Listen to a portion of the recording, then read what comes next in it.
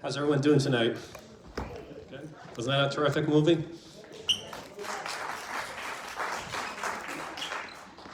Well, I want to thank once again the Port Jefferson documentary film series for showing this movie. It's an important one, and thank you for allowing me to be part of this. Congratulations, that was a fantastic film. So much I want to ask you, but let's just start with why did you want to make this movie, and how did you get into this family's life where you were able to tell their story so well? Thanks so much for having me here. And I was actually in the midst of producing another movie, producing and directing a film called Enemies of the State, when the story broke that Reality Winner was arrested. And I think my producing partner and I, we talked about it the same day, because it's very rare to have national security whistleblowers, because as you see in the film, the stakes are so high. I think we have the impression now more than ever that we hear about whistleblowers, Facebook whistleblowers and data whistleblowers, but national security whistleblowers are still incredibly rare, because they have these non-disclosure agreements, they deal with classified information, but at the same time they have disclosed some of the biggest whistleblowing disclosures of our generation, I think. Government torture, mass surveillance, drone war, and so when the story was in the press and we heard it was this very young woman, my producing partner and I, we were like, this is very unusual. And then, she worked within the NSA and so on. So I flew down to Georgia without a camera first, just to observe one of the pretrial hearings. And what surprised me was that there was so little coverage about it back then. And it actually concerned the security of our elections. And I expected that you would have a lot of national media there and journalists and camera crews, and that was not the case.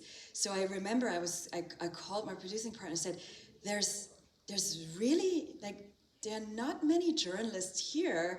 No one seems to be, reporting about this longer term, and we decided to just continue covering it as, as witnesses, as observers at first. And back then I thought she would be released quickly. And then it turned out not to be the case. And we started following the story of Billy Winner Davis. It's really depressing when you look at this story as well as other whistleblowers, that the mainstream media does not seem to want to take an interest in most of these cases. And I was wondering, after all this time that you've spent making this film and studying this topic, do you have any sense as to why the mainstream media chooses not to really give her story, as well as others, much attention? I think in general there's just much less investment in investigative journalism because it's expensive. You see in the film, I think one of the most important documents is this FBI audio, the interrogation. And it took my producing partner and me almost 2 years to get access to it. So we had to file Freedom of Information Act requests and follow up on them and write appeals. And then ultimately we filed a lawsuit with the Reporters Committee for Freedom of the Press. And this type of work is it takes a lot of time and months or even years, and I think it's just very hard for media organizations to do this type of investment in long-term investigative journalism, because you don't know the result. It could have led to nothing, and that is really one of the major challenges that we have in journalism, to really dig up these stories, because it's just getting so complicated to have access to information, to get access to interview partners, we tried to get a sit-down interview with the U.S. Attorney, Assistant U.S. Attorney Bobby Christine, and we just got rejections, and then he did this this press conference, but he didn't allow any questions. And I come from a journalism background where I so strongly believe in the role of journalists in a democracy and transparency. And it's just very frustrating that you just hit roadblocks over and over again. And I think because of that, it's just making our jobs more difficult, and the investments so much, bigger. And then of course, a lot of these major media organizations, they always have to weigh their access in, White House press briefings and like the government access to doing these type of critical stories. And that's why I personally believe independent media is so important. I totally agree. And I think this film, more than anything else I've seen, really explains the danger.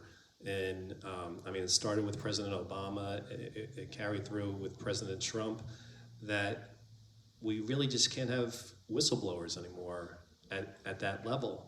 Because as you point out in the film, and many people expressed, it doesn't even matter what their intentions are. It doesn't matter if they're right, if they're wrong, if they did it for the good of the country. It's really scary. It's just, if they did it, they're wrong, and that's the message that they want to send out right now. At what point did you realize that when you were making this film?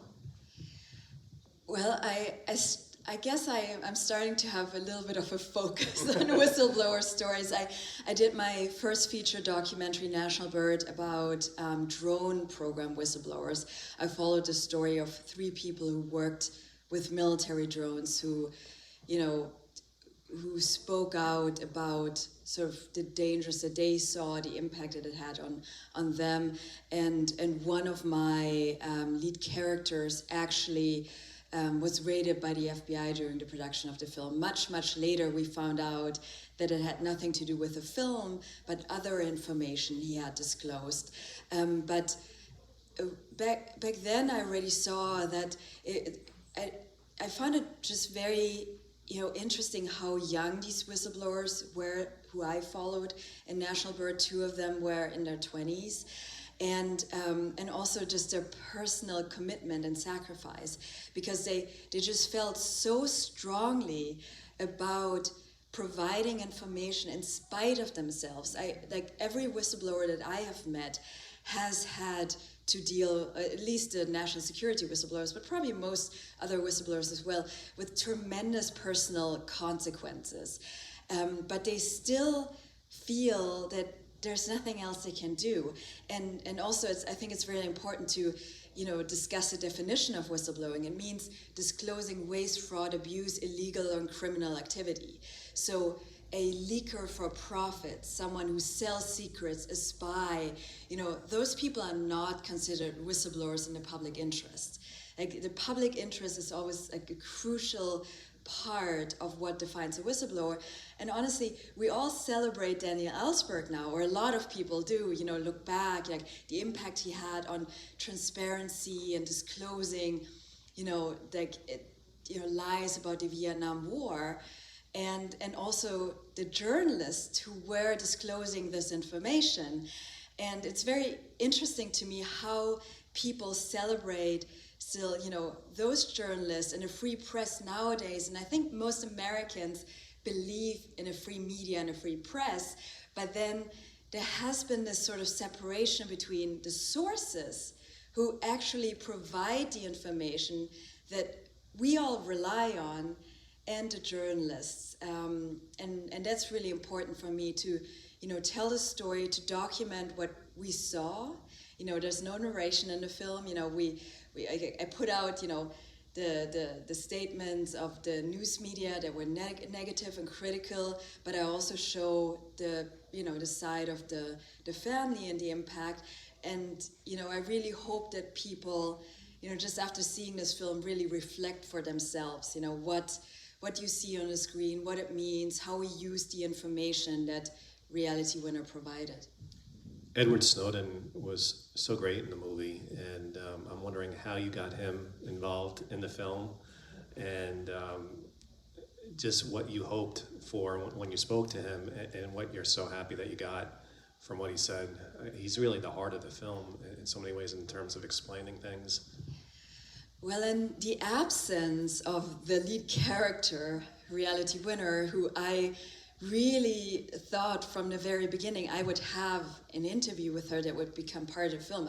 I didn't think that without a record she would be kept in jail without bail, the entire time. But I really wanted to, not only show the perspective of the family, which I do think is very important because it also shows how it can happen, to anyone, how you could, without ever thinking that you would be in this situation. I mean, you see Reality's parents are probably more on the conservative spectrum, that they never expected to be, that their daughter, would be in court, and be, indicted. But then I really wanted to reflect on the whistleblower experience, and Edward Snowden, of course, still living under the consequences of his disclosures in exile in Russia. I think, and also, kind of his part on disclosing mass data surveillance and connection, which plays a huge part in this film. They were cherry picking and they were using all this information they had of this personal conversation. That was really important for me to get across. So yeah, he was very important, and it was not easy to get access to him. He does not give that many interviews anymore, but he felt very personally connected to Reality Winner. He knew my previous work, and through joint contacts, we reached out to him. We had to go to Russia. It was an interesting interview because somehow during the interview, a lot of things happened with our material, which we saw afterwards. Like our post-production house asked us if we had a big magnet close to our camera, because a lot of the footage afterwards had a lot distortions. So it was a little bit odd, this visit. But we also did the interview in plain sight, because honestly, when you interview such a high-profile person as Edward Snowden in Russia, you don't even have to start trying to hide. It's amazing. So one of the things that strikes me is that the topic that she was trying to release documents related to was the integrity of our election, right? And I know that's not that issue is not the focus of the film. It's really her story and the story of whistleblowers and the current state that we're in right now. But it seems unfortunate to me that, at this point right now in our country, that people are so divided politically that it seems that maybe people were interested or not interested in the story based on which political camp they're in. Her whole story is that that the election was tainted by the Russians, and some people believe that was true. Other people still today don't think that's true. And then we have this past election, and I know some people will get upset saying this, but some people think that this past election, that there were problems with the election, and other people think that's insane, that this was the best. At the end of your film, it says that this was the safest election ever. It seems that the one thing that's definitely true, though, is that the government doesn't want us to believe that there's anything wrong with our elections. No matter which election you look at, that's the one thing they agree on. The official story for both elections is that in the end, they were sound. Yes, I actually really, I'm so happy about this question, because I do feel that so many issues nowadays are becoming so contentious. Right. And I recently was giving an interview and a radio interview, and also one of the issues that the moderator brought up was that, this is such a contentious subject and controversial. And it's actually difficult for me to process, because I'm it's election security, Right. I do think that election security in itself is just a very important subject. And for me, and actually my previous film, Enemies of the State, kind of deals with finding the truth in a very contentious story, and especially in a world full of conspiracy theories and social media and so on. So I very recently dealt with a story where there was a lot of he said, she said, and I was trying over years to find the truth in that story. And I think for me always the solution is to, to really try to not, make any blunt statements, but it's a lot of these things are in the details.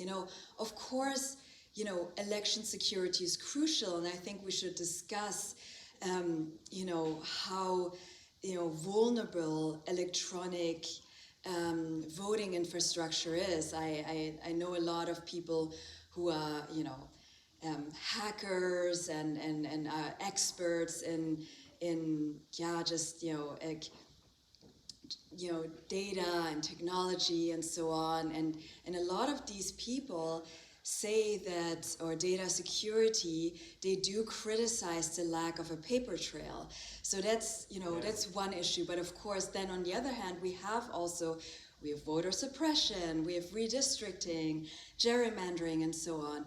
So I think our only solution to addressing these issues is not to blatantly disregard them. It's like, okay, we can't talk about it because it is controversial, but really try to be as differentiated as possible, and really go into the details to address these different issues that are all, I think, worthy of discussion. I don't know anything about this topic, but I wonder if one was able to prove that there was Russian interference, or if China ever got involved in manipulating, or any country, what would America have to do then?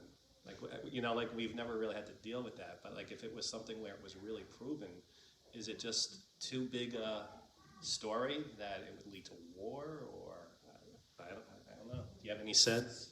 Because it seems like they're taking this very serious, this topic in particular, that they just don't want the world and our citizens to think that there's anything wrong with the elections. Well, when you read the Mueller report, for example, and that's why I was using these quotes, because I do think they are so crucial, and there are multiple aspects of threats to our elections. One, of course, is the attempts of the hacking, which is what Reality Winners document is about. Phishing and trying to get access to the voter registration systems and so on. And there are multiple parts. I mean, the problem is that voting infrastructure until very recently was not seen as critical infrastructure, and it was it was, when you talk to experts, quite a bit of a patchwork system, and that's where we really have to look at who the vendors are of these different technologies. And as we all know, we all know about phishing emails, how easy it is sometimes to even,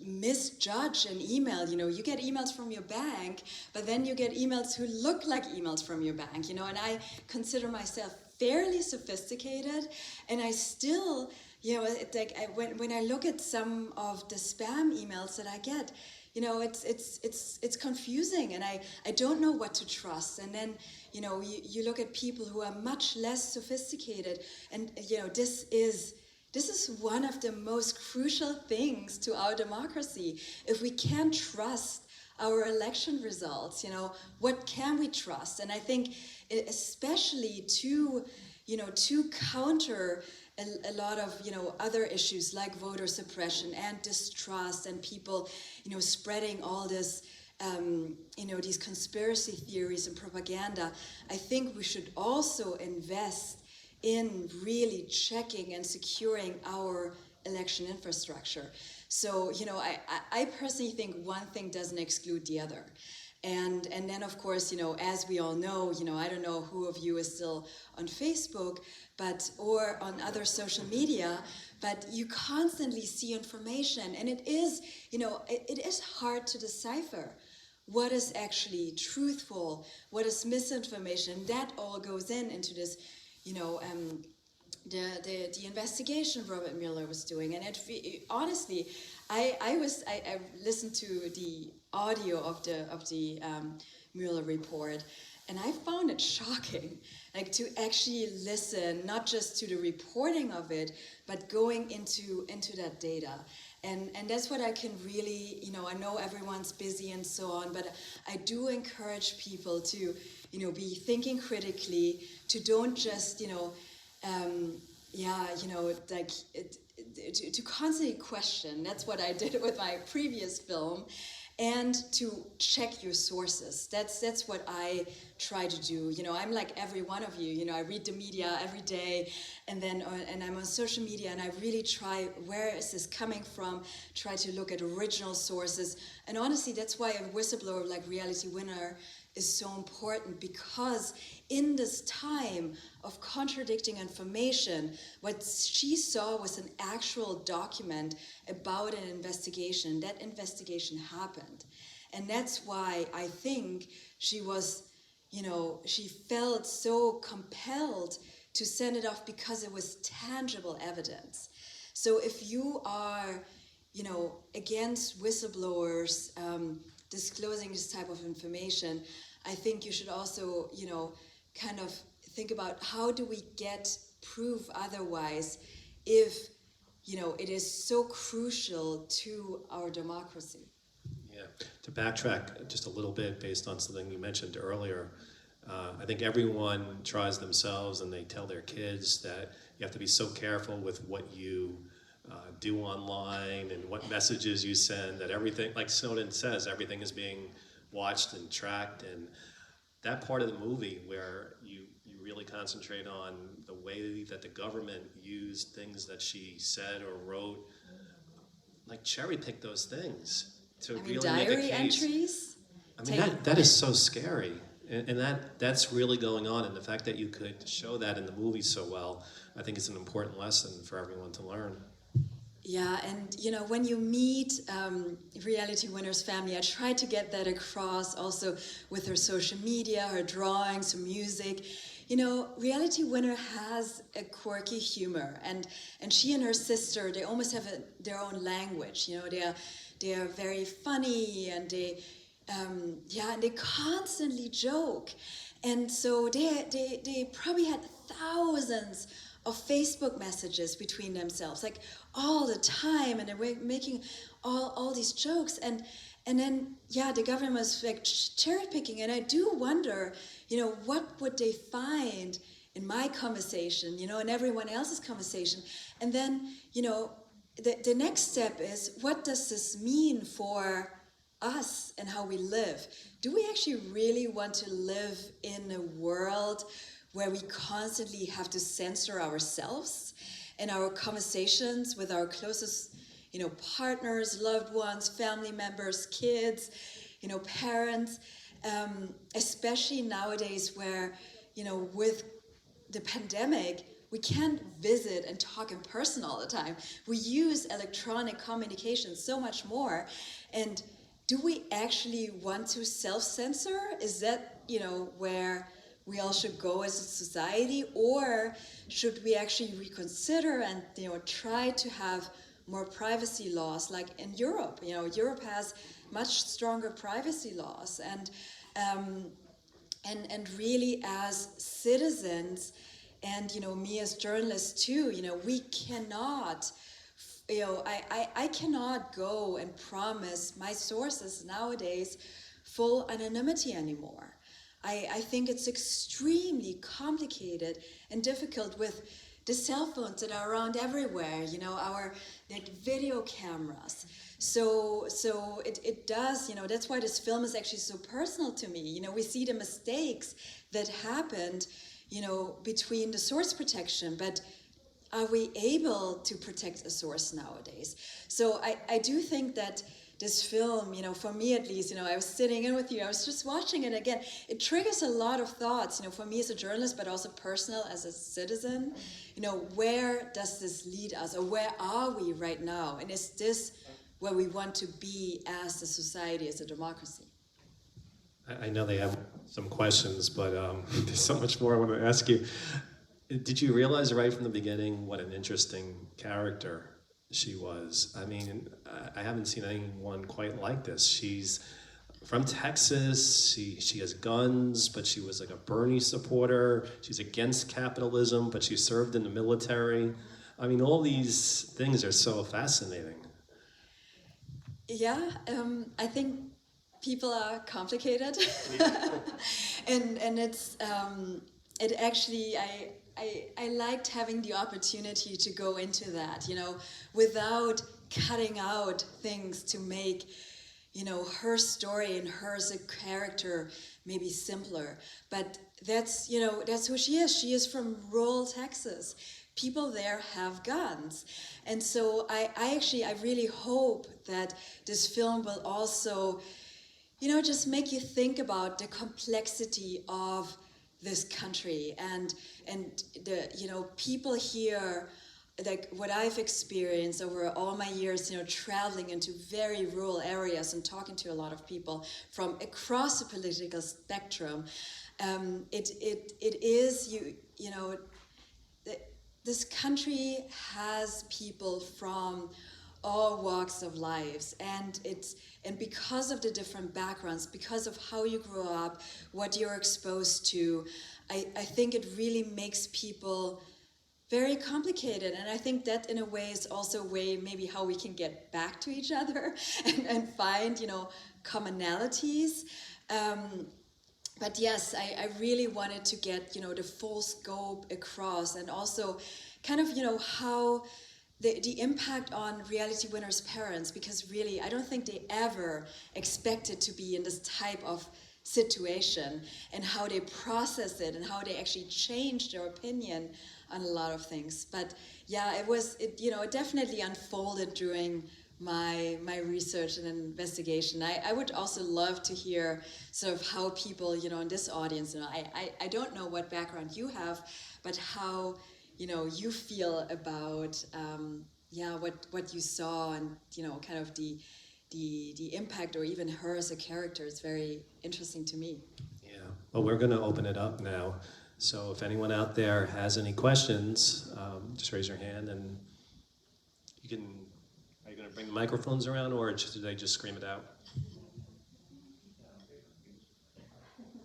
You can just, in the back over there, you can just stand up and... Well, the first thing I wanted to say was about journalists, that the Nobel Peace Prize went to 2 journalists. So, you know, just throwing that out. I was very happy about that.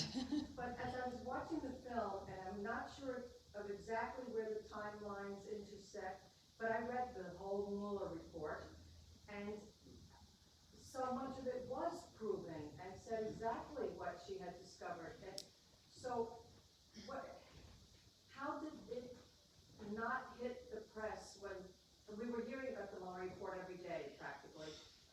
Where was that intersection, and why didn't it happen? Why didn't it come to light what she had?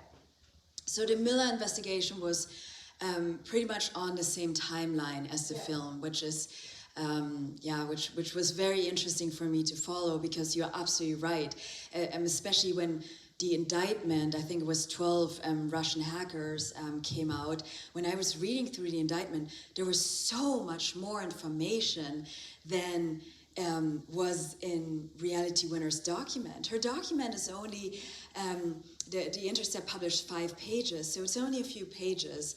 And it doesn't go into, you know, all the details of the sources and methods. And actually, I find Mueller's indictment went much more into all these details. And then, as you said, I'm actually very happy that you read the Mueller report as well, because I do think it's a crucial piece of information, you know, for us as citizens.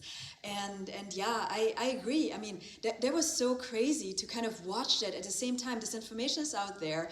They're Senate hearings and election officials are using her information while condemning the person who disclosed it. And she disclosed it before the indictment and the Mueller report was out. So she, for many election officials, this was the first information they had received that there was a threat to our election infrastructure. And so, you know, you really have to, like, and that threat is, as you said, it is real. Like, there's no doubt about it. If you look at the Mueller report, there have been, you know, hacking attempts. I honestly still wonder, you know, like, with certain paper trails that are missing, and, you know, and like, it is very, very complicated to, you know, without a paper trail to do, you know, actual forensics. But there were definitely attempted hacks, and, you know, Mueller was indicting these hackers. So, and then of course, you know, we had all these other meetings and so on, which I find actually quite interesting as well, and, you know, social media stuff and so on. But yeah, like, that is something, you know, where I think it is whistleblowing at its purest sense. So I don't know why there wasn't more reporting about her. There's slowly more reporting now. I really hope that, you know, there was new information for you in this film. If it meant something for you, like, really, I encourage you to spread the word. We covered this case from the very beginning and are still following it now. You know, I'm still, you know, meeting with Reality Winners family. So please help us, you know, spread the word on social media. We have screenings and festivals. This is an independent work, and we really rely on the word of mouth to get the information out. Oh gosh, there's so many more. Please go ahead. Has Reality seen the film? And if she has, what did she think? So I spoke to Reality. So her status right now is her official sentence is over on November 25th, but normally, and that's quite regularly the case, that when you had, you know, you are able to get an early release into home confinement in her case for good behavior. So she was in prison for over 4 years, almost exactly 4 years, and now she is with an ankle bracelet in home confinement. She's in her childhood bedroom in her parents' house. She can't even, her ankle bracelet doesn't allow her to go to this little house that they put on their property, unfortunately. So she has to stay with her parents. And she has not watched the film yet because she said it's very close to home.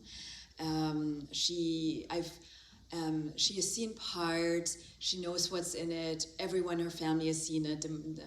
Billy cried throughout the screening.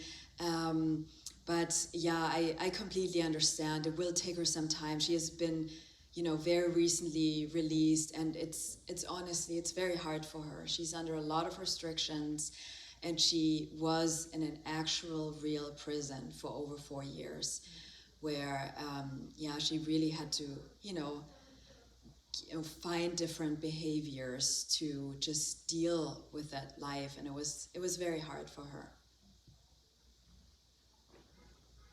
I'm wondering if the Whistleblower Act is ever used successfully, and is it just not, she didn't have any rights as a whistleblower because it was classified information? But are there other examples recently where, I know with the Trump administration, he was always going after leakers, but not everything was classified. And I'm just wondering if you have some information about when is it okay, or when is there protections for whistleblowers? Yeah, that's actually a really good question, because it's, the Espionage Act is used quite arbitrarily. And I think that's one of the problems with it, you know, that not everyone is the same under the law.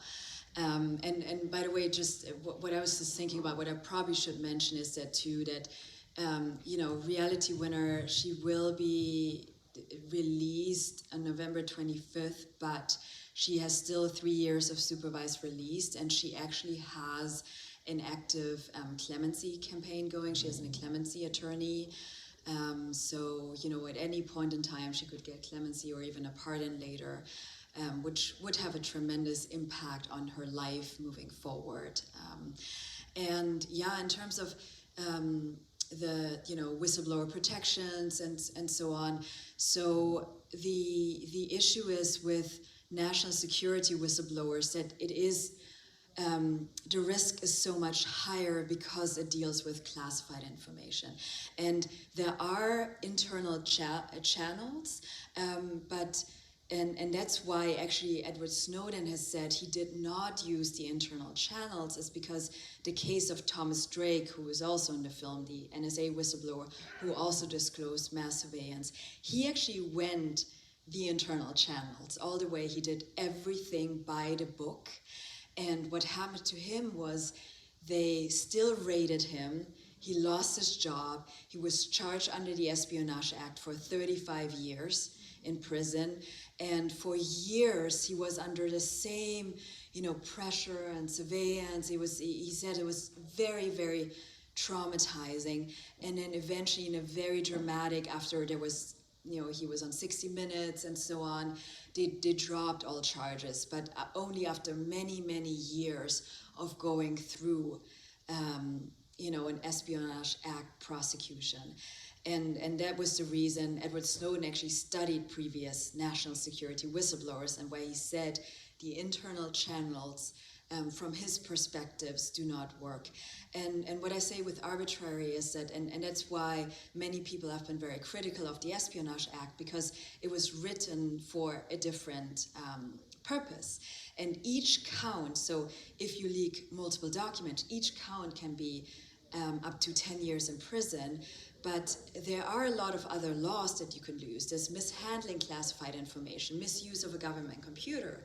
And in some cases, these other laws are being used. For example, General Petraeus, who gave a classified laptop and a password to his, you know, I don't know what the perfect term is for that, his girlfriend, exactly. He was never charged under the Espionage Act. So that's definitely one of the things when you study, and I was looking at all these different cases, like people are, you know, they are charged with so differently, and some people get a slap on their hand. In the case of Reality, the document was, you know, honestly only a few pages with information that was also released. So they did treat her very harshly, and they said it too. They wanted to make an example out of her.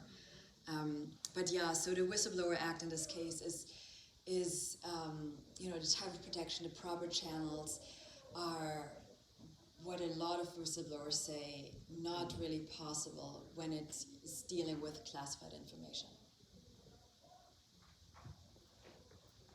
So there were, I think yeah. that this is a very important film that you have made, and I hope that it's going to be shown far and wide, because everyone should be aware of this material. By the way, thank you to our Port Jefferson committee here, who has screened it in our theater, and this was an amazing feat, in my opinion. Anyway, I also wanted to comment on the music, all right, which I thought was really extraordinary. And I have a couple of points here. The fact that you really were able to depict the complexity of her character, where the guns that she owned, and she writes poetry, you know, which I think is really wonderful for understanding. And I think, Tom, you hit on that before, that, you know, this is just the kind of thing that maybe would bring people together to know that there are very sensitive people who live in rural Texas, who own guns and write poetry, you know, and you brought that out. It was great. Now the music, right? At the end, was that her poetry in the lyrics? Was it? I thought it. I thought Yes, it. yes, yeah. You picked. That was good. Yeah, so Reality wrote the poem about the red bird, And my composer, Insa Rudolph, who wrote the entire score except the rock songs.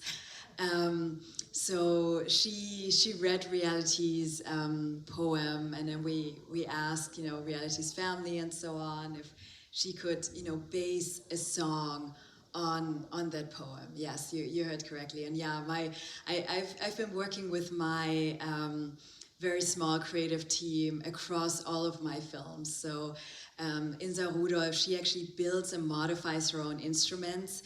She uses a lot of natural sounds that she includes in her scores.